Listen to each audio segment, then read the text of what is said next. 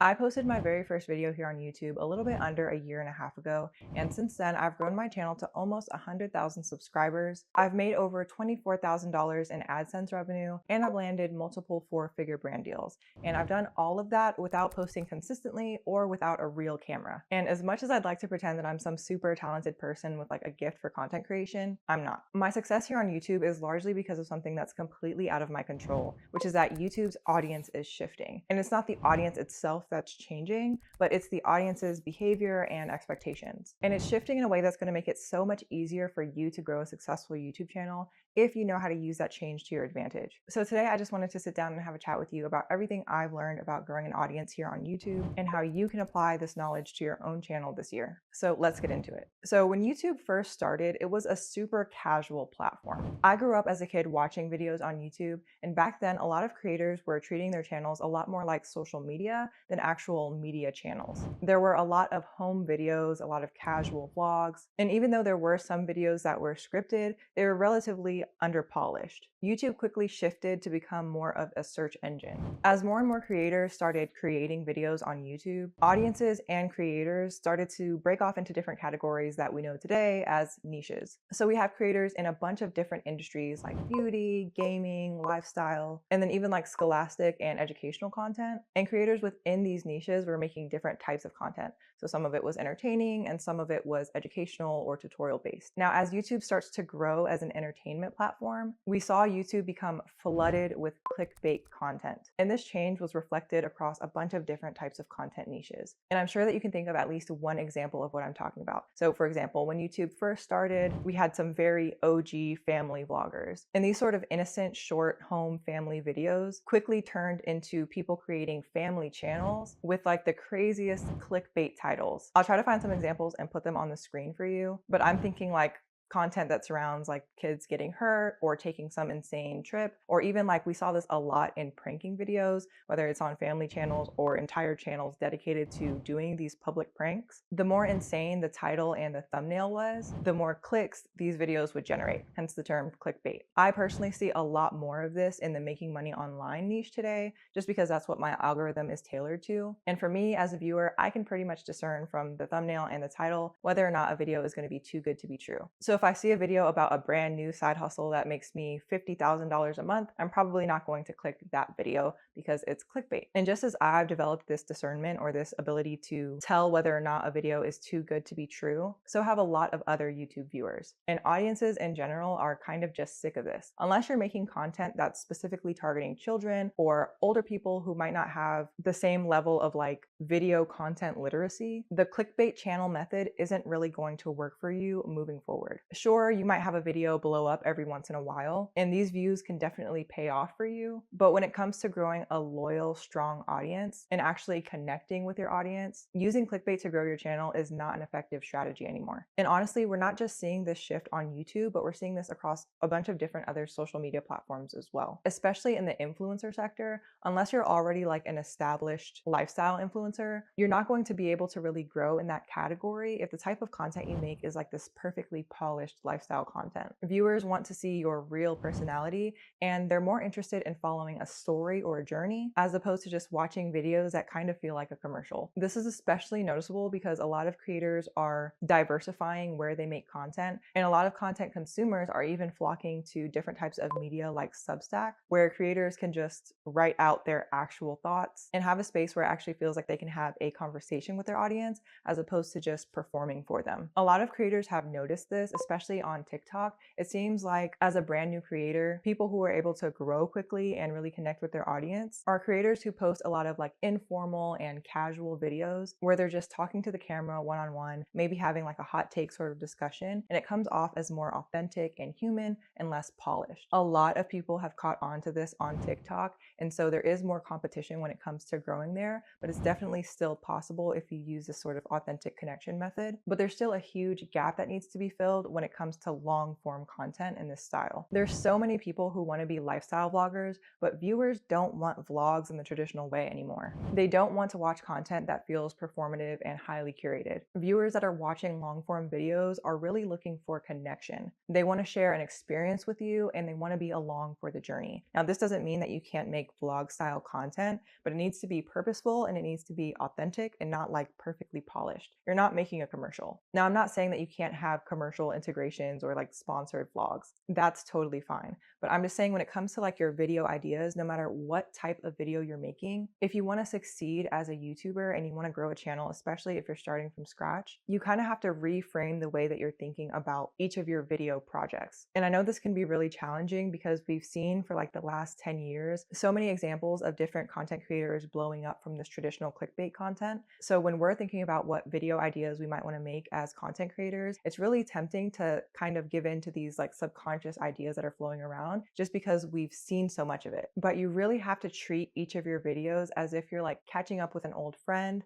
and not afraid to show like the messy or real human parts of yourself, as opposed to like putting out this fake persona that you want people to perceive you as. And I know this might sound vague and you might be thinking like, how does this apply to your niche? So I'm going to share with you like kind of how this works for me, because I make like educational and a lot of tutorial based, like even business content. And then I'll sort of give you an example of how you can apply this to your own niche as well. So like I said, most of my content sort of broadly falls in the educational category. And most of my content is related to entrepreneurship and my different online income streams. So yes, I do make like some step-by-step tutorials, but I also have a lot of videos like this where I'm just sitting down and sharing my experiences, or I'm taking my audience behind the scenes and showing like my revenue or my stats, or talking about how long it took me to achieve a certain goal that they might be also working toward. Back when I first launched my channel, I think the first few videos that I posted were videos where I was talking about the revenue that I was making from my Etsy shop. And that Etsy shop was only bringing in about $2,000 a month. Now, I only sell digital products on this Etsy shop. And when I was just getting my Etsy shop launched and I was still learning a lot, I was looking all over YouTube to try to see like what other people were making from their Etsy shop or what their strategies were for growing. And it was really, really hard for me because YouTube was flooded with so much clickbait.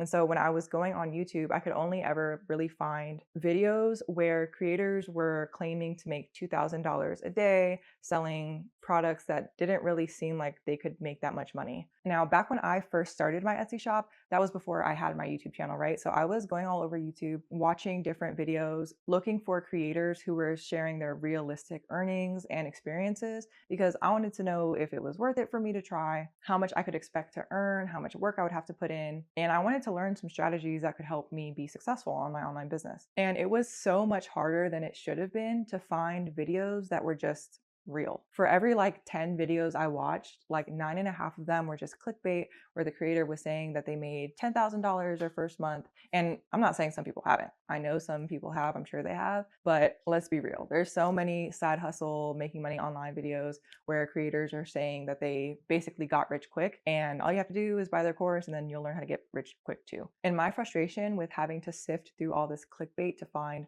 one good, honest video was actually a huge part of the reason why I ended up starting my YouTube channel myself. I felt like there was just so much content floating around YouTube and being pushed on the YouTube algorithm that was like pure BS. And I thought, let me just be one person, shares how I'm doing it. And even if it's not impressive, I'm sure there's someone out there just like me who's trying to figure out how to get started with this specific thing, whatever it is. And like I said, I talk about a bunch of different things on my YouTube channel, not just my Etsy shop, but even like my experience of growing here on YouTube and my different online businesses and different side hustles that I try as well. And of course, when I started YouTube, just like when everyone else started YouTube, I didn't have any prior experience or knowledge. So I didn't have the foresight to know this, but my transparency and my authenticity ended up being one of the biggest factors that contributed to my fast growth. And if you're watching this and you think, oh, well, creators like me got a head start because I started my channel a year and a half ago. Now viewers are craving authenticity more than ever. And not only authenticity, right? Because if you're authentically like perfect at every single thing you do,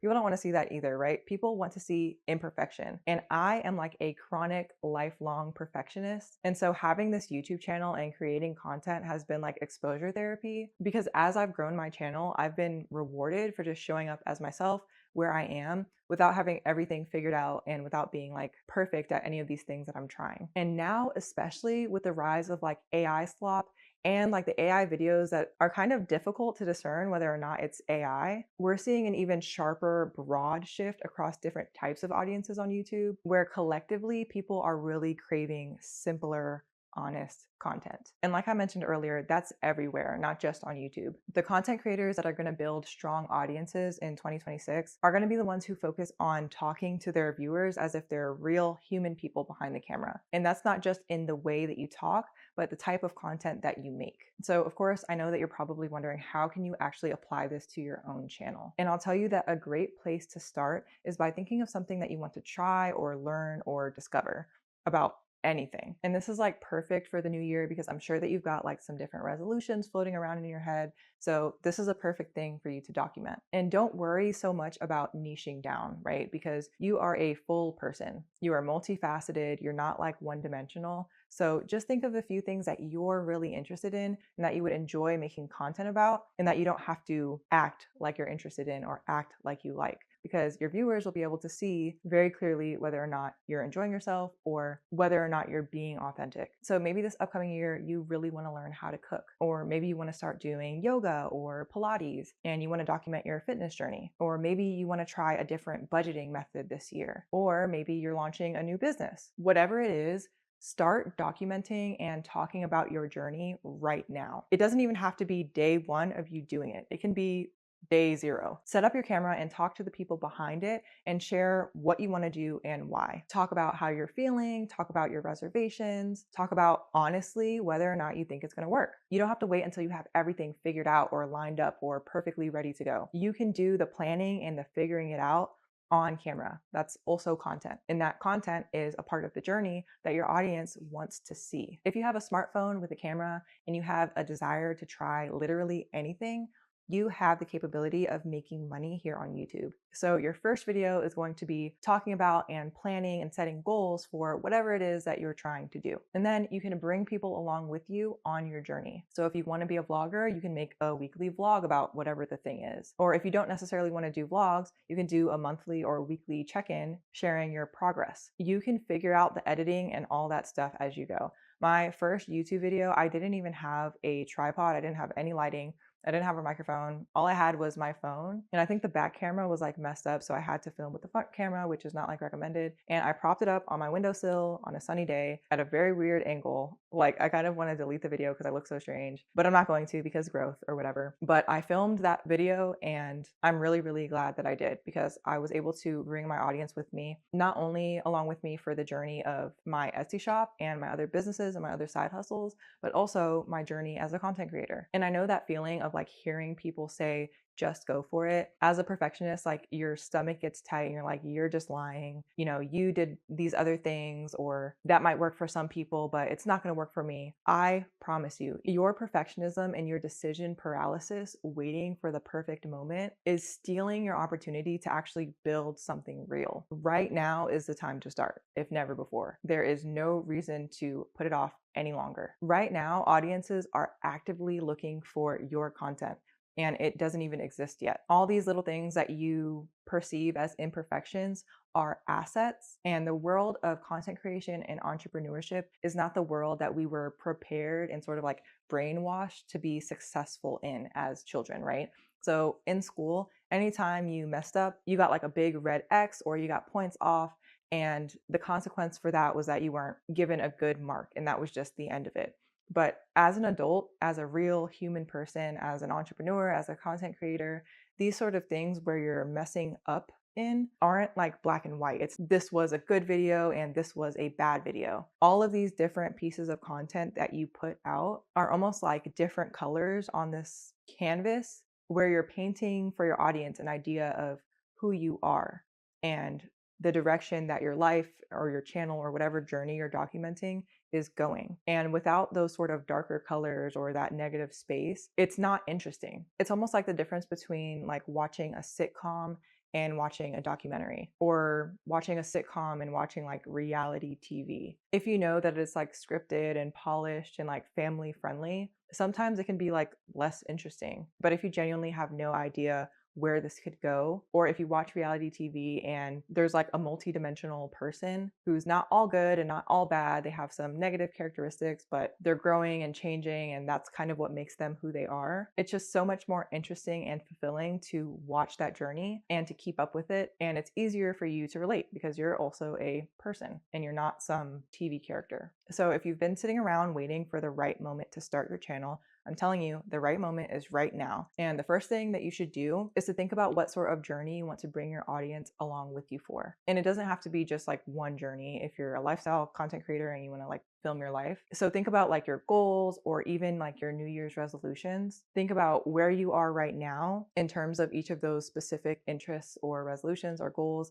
Think about where you want to be, and your content ideas sort of start here with planning and deciding what you want to do and setting your goals and putting them out there. And if you wait until you get closer to this goal or until you get to this goal to like film the content, you're missing out on 99% of the opportunity for you to actually have content to post in the first place. So write down some goals that you have not achieved yet. Decide which one you would be most comfortable with sharing on camera, and write down a few video ideas related to documenting your journey toward that goal. And then film the first one before you have the rest of them figured out. These goals that you're setting and that you're trying to achieve don't have to be like super complicated or super flashy. Like there's one creator who really blew up on YouTube. Her name or her username was DoDash, and I think she started out recording while she was door dashing. And I'm not sure if she was actually like showing the audience like how much money she was making,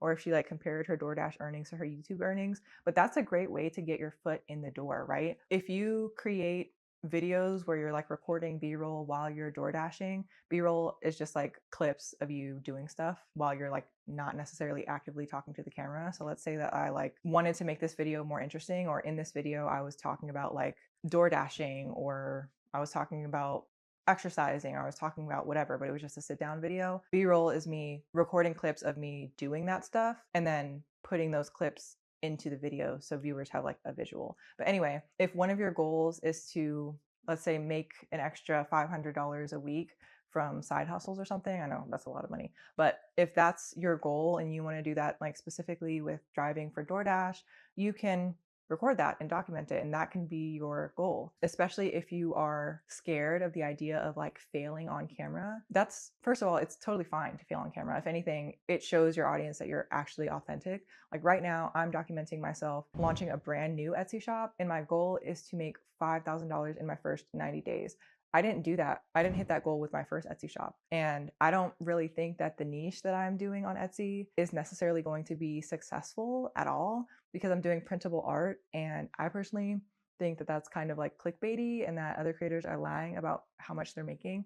So I'm recording because I want to see real results. And the only place that I can fully trust that I'm sharing real results are on my channel, right? So is it nerve-wracking to fail in front of my audience? Sure. But to me, that's like not a failure, right? Once you've got your goal figured out, or even before then, if you want to figure out how to find specific video ideas that are being pushed by the YouTube algorithm, or if you want more actionable advice about what you can actually do with your thumbnails and with your titles to get the maximum amount of views on each of these videos, definitely check out the video that I'm linking below. In that video, I actually take you behind the scenes with me and I show you my step-by-step process for planning each of my videos. It's actually a really simple process and YouTube makes it really easy. And I know as a new creator, all that stuff can be like super overwhelming. So definitely watch that video if you need a step-by-step. And let me know if you guys like this video. I definitely want to do more sit down videos where I'm just kind of chatting with you guys. And drop a comment and let me know if you've already started your YouTube channel. And if not, what kind of content are you planning to make? I'd love to check out your channels and connect with you guys. Thanks so much for watching, and don't forget to subscribe, and I'll see you in the next one.